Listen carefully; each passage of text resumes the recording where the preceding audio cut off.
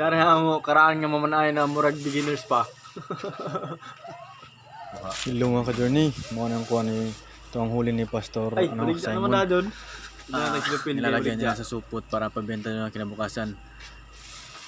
Nag-relax muna kami mga 12 kasi pangalawang dive namin mamaya. Pastor Lance, yan ang muna Pastor Lance sa unang spot namin.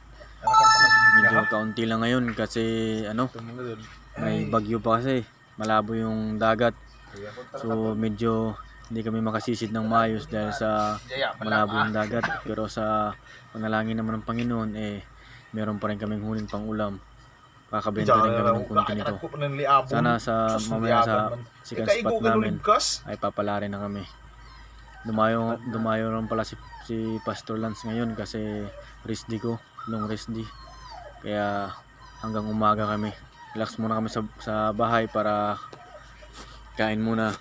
Then mamaya babalik. Kalisod ba lamang ini? Ngayon inasayas muna ni Pastor Lance yung mga huli niya para makita natin ng maayos. Ayan. Daggan niya na Kaunti lang pero malalaki din.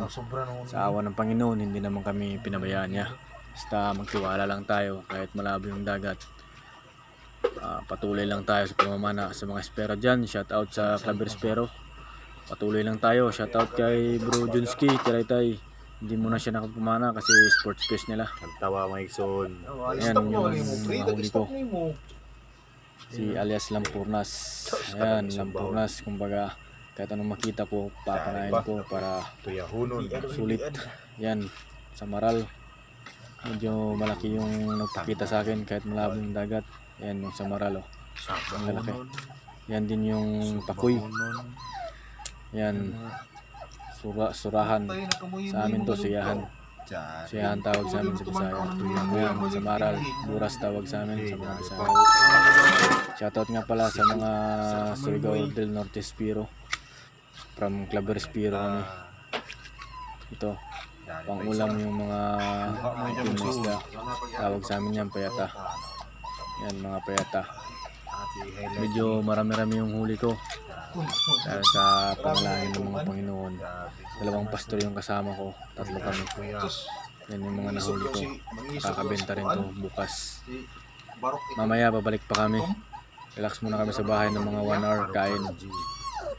Muna kami tinula. Sabaw muna kami tapos pag makarelax kami, balik kami. Siguro mga alas 2 to alas 4 ng umaga. Babalik kami. Ayan, nasa ayos muna. Ayan, anong tawag sa inyo yan? Lipti tawag sa amin sa Bisaya.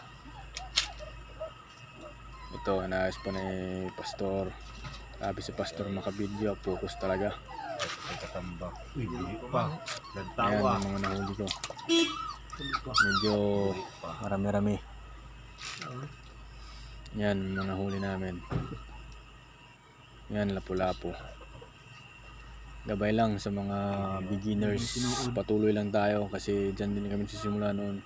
Nung una, maliit lang mga huli ko. Kasi nagsimula pa lang hanggang sa pagpatuloy ko. Kahit minsan susulo-sulo na ako, hindi ako natatakot. Tiwala lang tayo sa Panginoon. Yan yung mga blessings na bibigyan niya. Kahit sa mga solo divers dyan, kalma lang tayo, patuloy lang. Pag di kaya, ahon tayo. Yan lang yung huwag nating ipokus talaga. Kahit malalaking isda yan, pag di na kaya, balik tayo. Kasi may pamilya pa naghihintay sa atin. Sa mga gustong sumubok sa pagpamamana, patuloy lang kayo, libre. Ayan, umaga. Yan yung video ko. Kinaumagahan.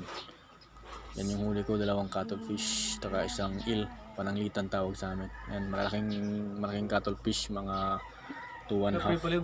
Itong isa, mga 1 1/2 almost. Yan.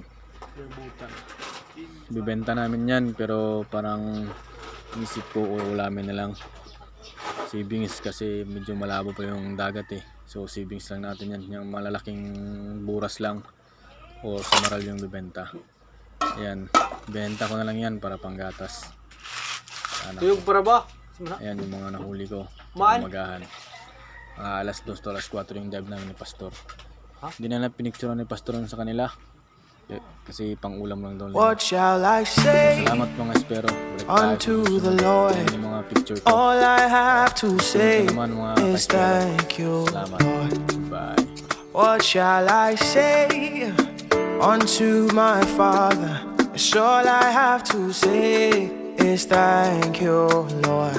Thank you, Lord. Thank you, Lord.